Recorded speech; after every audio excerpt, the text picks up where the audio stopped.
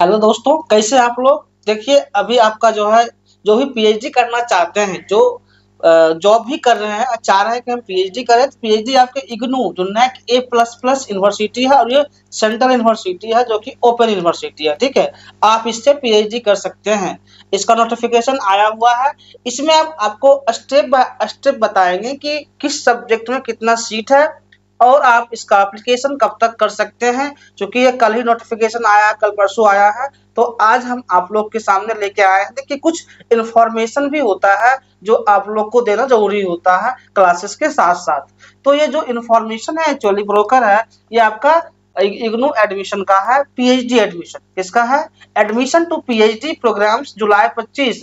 तो जुलाई 25 में आपका पीएचडी का एडमिशन होगा, प्री पीएचडी का, वो आपका नोटिफिकेशन है। तो इसमें कौन अप्लाई कर सकते हैं, क्वालिफिकेशन क्या लगेगा? देखिए, जो भी पीजी पास हैं वो इसका अप्लाई कर सकते हैं। और अब क्वेश्चन ये आता है, क्या कोई जॉब कर रहे हैं, जॉब करते हुए पीएचडी कर सकते हैं? देखिए, ये क्वेश्चन आपका जायज है। आप पीएचडी कर सकते हैं। ओपन यूनिवर्सिटी है, यहाँ पर कोई बॉन्डिंग नहीं है कि आपको क्लासेस करने होंगे। ठीक है, तो आप जॉब करते हुए भी इग्नू से पीएचडी कर सकते हैं। इसके लिए क्या करना होगा? तो इसके लिए सबसे पहले आपको इग्नू का एंट्रेंस टेस्ट निकालना होगा, जो पीएचडी का एंट्रेंस टेस्ट होता है। जैसे कि मान लीजिए अलग अलग यूनिवर्सिटी का, पटना यूनिवर्सिटी का, मिथिला यूनिवर्सिटी का, मगध यूनिवर्सिटी का अलग अलग एंट्रेंस होता है, उसी प्रकार इग्नू का भी अपना पीएचडी का एंट्रेंस होता है। यदि आप इस एंट्रेंस को पास करते हैं तो फिर आपका इंटरव्यू होगा, उसके बाद सिलेक्शन होगा। चलिए अब देखते हैं स्टेप बाय स्टेप इसमें एप्लीकेशन कब से शुरू हो रहा है और क्या जो जॉब कर रहे हैं पीएचडी कर सकते हैं। आगे नेक्स्ट देखते हैं। यह जो रिसर्च यूनिट है, Indira Gandhi open university A plus plus है, जो कि सेंट्रल यूनिवर्सिटी में आता है। ठीक है, ये जो पीएचडी है जुलाई 25 क्या है, ये जुलाई 25 का आपका नोटिफिकेशन है। जो कि हाँ, एक चीज और क्वेश्चन आता है, क्या स्कॉलरशिप मिलेगा?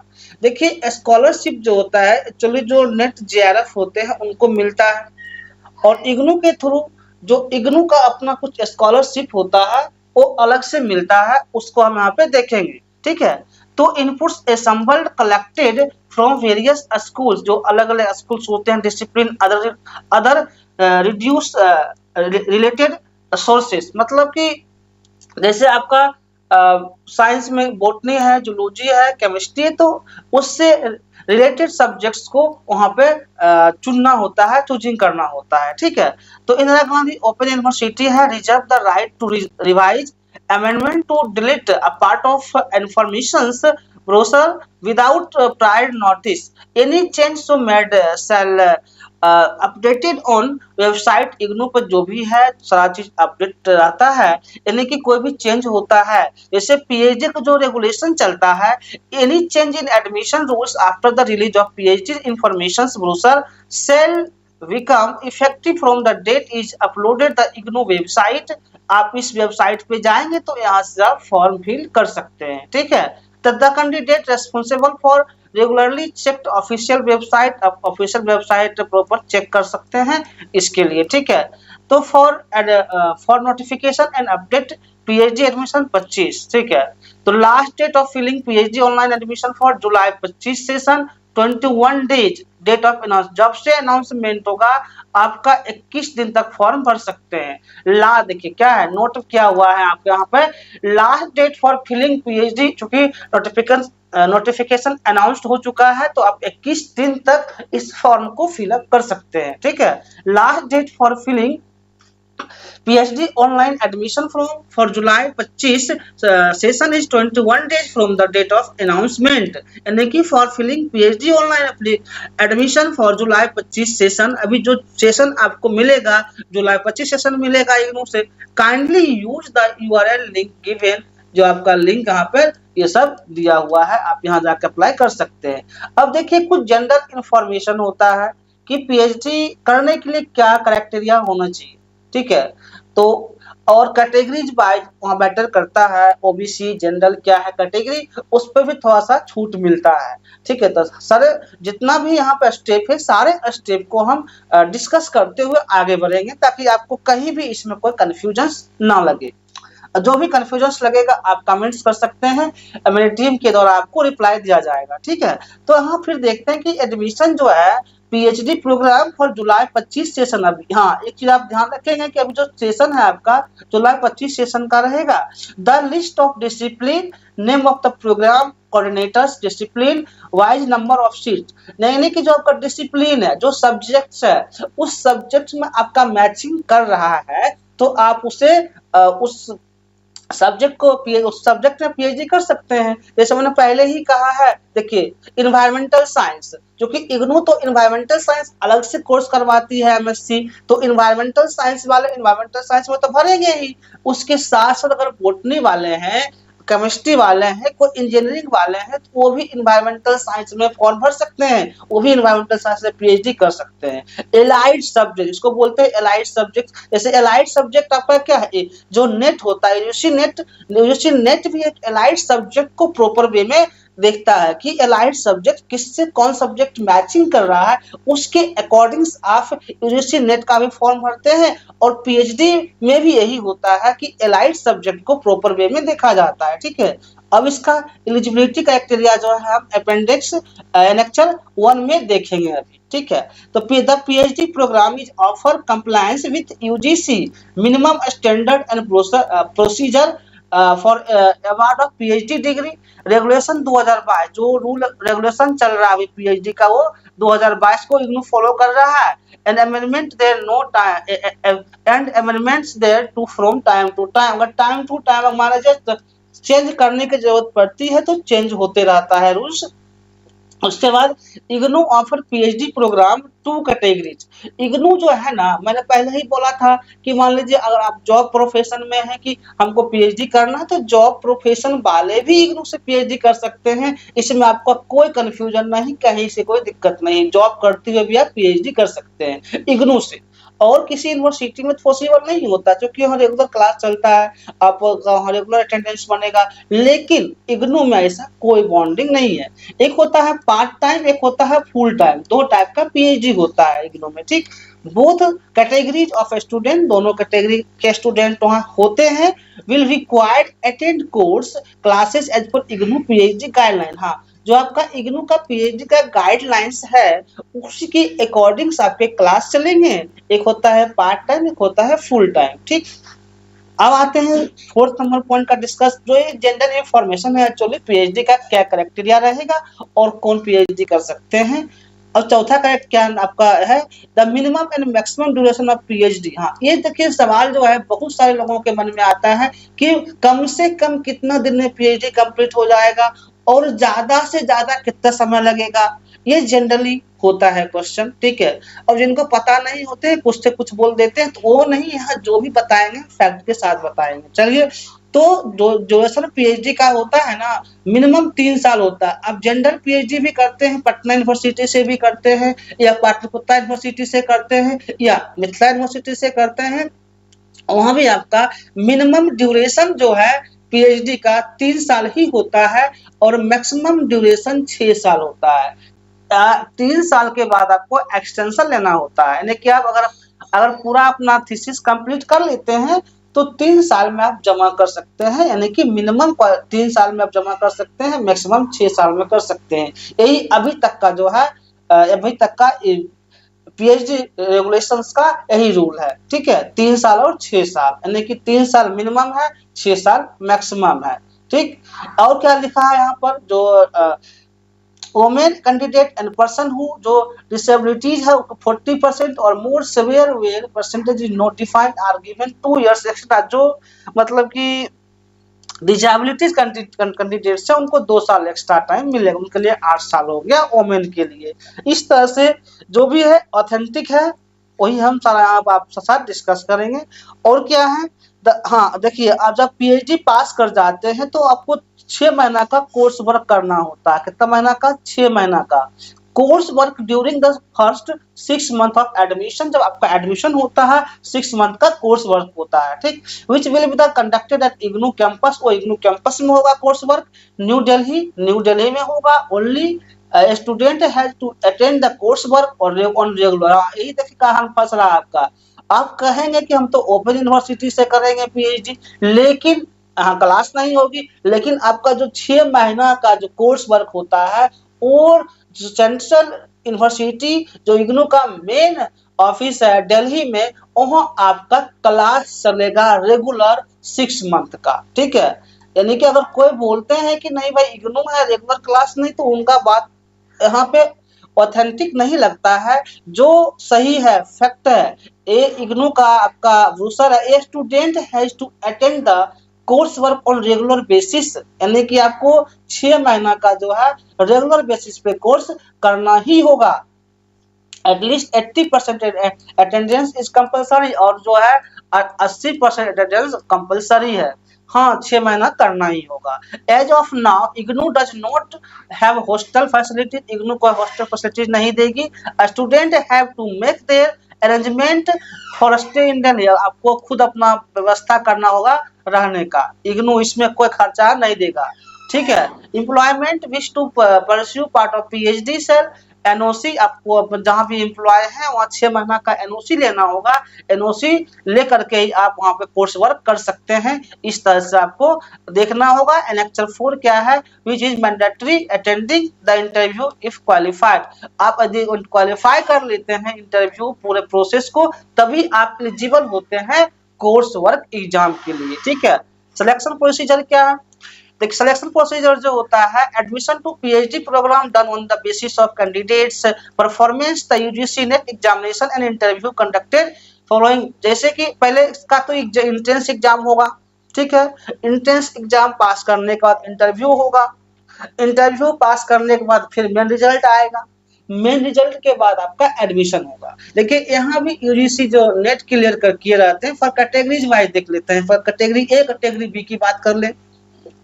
कैटेगरी ए क्या होता है आपका, candidates who qualified UGC NET with fellowship, यानी कि जो जेआरएफ क्वालिफाइड होते हैं, has to fill online admission for PhD he she called for interview, वो सिर्फ इंटरव्यू के लिए एलिजिबल होते हैं, उनको एग्जाम देने की जरूरत नहीं होती जो जेआरएफ होते हैं। The performance of interview carries 100% weightage, उनको 100% वेटेज मार्क्स भी मिलता है। कैटेगरी बी में ऐसे कैंडिडेट होते हैं who qualified UGC net without fellowship, बिना फेलोशिप के वो सिर्फ नेट क्वालिफाइड होते हैं, ठीक है। कवर्स द कैटेगरी 2, कैटेगरी 3 में ऐसे कैंडिडेट होते हैं UGC net qualified candidate from June 24 onward sessions का एग्जामिनेशन विद वैलिडिटी सर्टिफिकेट, सिर्फ वो पीएचडी के लिए क्वालिफाइड होते हैं। तो ये सारे पोस्ट को वहाँ पे देखा जाता है। हाँ अब आते हैं कि जो आपका मतलब कि है to also fill the online application और admissions from PhD, they cell is called for interview based on the merit of their UGC net score, यहाँ पर आपका जो है यूजीसी नेट का जो स्कोर है उसके हिसाब से आपका मतलब कि मेरिट बनेगा। तो UGC NET score shall be given a weightage 70% and 30% weightage shall be given to interview, ये जो वेटेज है आपका 70% और 30% वेटेज मिलेगा। फाइनल मेरिट, हाँ आते हैं मेन फाइनल पर क्या आना है, तो final merit list shall be drawn combining the 70% of UGC NET score. अब देखिए यहाँ पे जो यूजीसी नेट स्कोर है वो 70% है और 30% मात्र आपका इंटरव्यू रहेगा। तो यही है जो नेट क्वालिफाइड होते हैं उनको ज्यादा चांस होता है होने का। अब आते हैं interview will be conducted in अब सवाल उठता है कि इंटरव्यू कहाँ पे होगा, तो interview will be conducted the university as at headquarters Maidangarhi New Delhi में इंटरव्यू होगा। Eligible candidate to shall interview to discipline specific admission committee, वहां पर आपका इंटरव्यू लिया जाएगा, ठीक है। तो उसके बाद इंटरव्यू जो होता है आपका क्वेश्चन कहाँ से आएगा, 3 components, comparison research methodology 40% question, subject domain 40%, communication skill 20% का इंटरव्यू होगा। फिर candidate are required bring to them original identity proof as Aadhaar card, इस आपको जो है साथ रखना होगा जो भी डॉक्यूमेंट्स रिलेटेड है issues. Interview combining common merit list फिर बनेगा। उसके बाद आपका ऑफिशियल वेबसाइट हो गया, ये आप देख लेंगे। इस तरह से selected candidate will govern the IGNOU ordinance, IGNOU regulations PhD guideline 2022 तो चल रहा है amendment, they from time to time conduct PhD degree programmes, time to time PhD वहाँ पे लिया जाता है।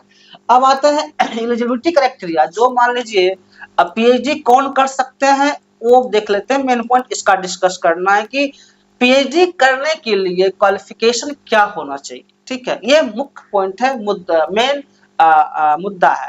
Candidates who have completed 1 year या 2 year semester master degree program after a 4 year या 8 semester bachelor degree program और a 2 year या 4 semester master degree program after 3 या 6 semesters बैचलर और डिग्री प्रोग्राम और क्वालिफिकेशन। देखिए इसका मतलब क्या है, जो 4 साल के यूजी किए हैं या जो 2 साल का पीजी कर लिए हैं वो इसके लिए एलिजिबल हैं और 55% मार्क्स होना चाहिए, वो इसमें एलिजिबल है। अगर 55% से कम मार्क्स तो एलिजिबल नहीं है, यही इसमें कहा जा रहा है।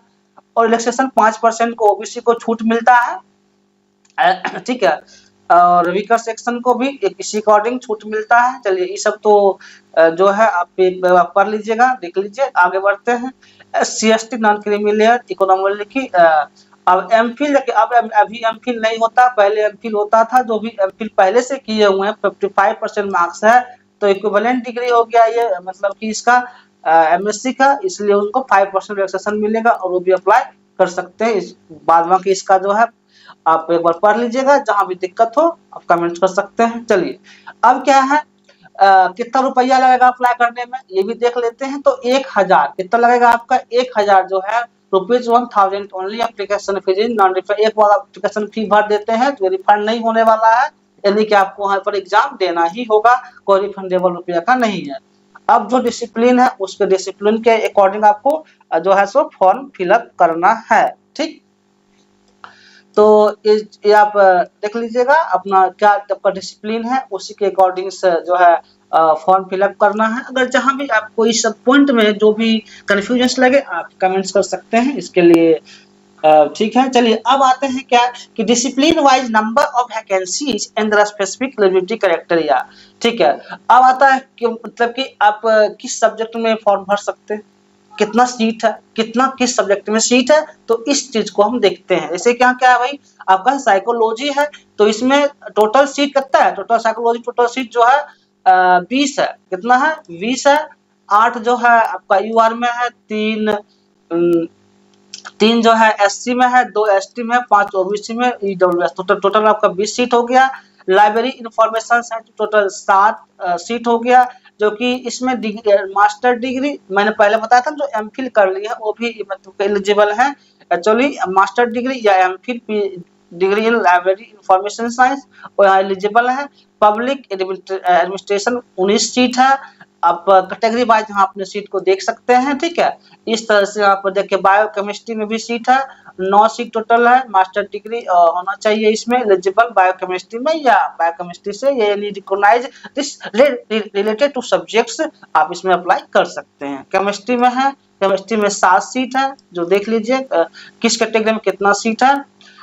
जियोलॉजी में आपका देख लीजिए 15 सीट है, और किस सब्जेक्ट में, हाँ देखिए हाँ केमिस्ट्री से, जियो केमिस्ट्री से भी जो आप उसको अप्लाई कर सकते हैं। उसके बाद आते हैं लाइफ साइंस, जो लाइफ साइंस एमफिल डिग्री और post graduate degree life science हम का है 20 सीट है, इसमें थोड़ा ज्यादा सीट लग रहा है, ठीक है। जनरल टोटल इतना सीट है।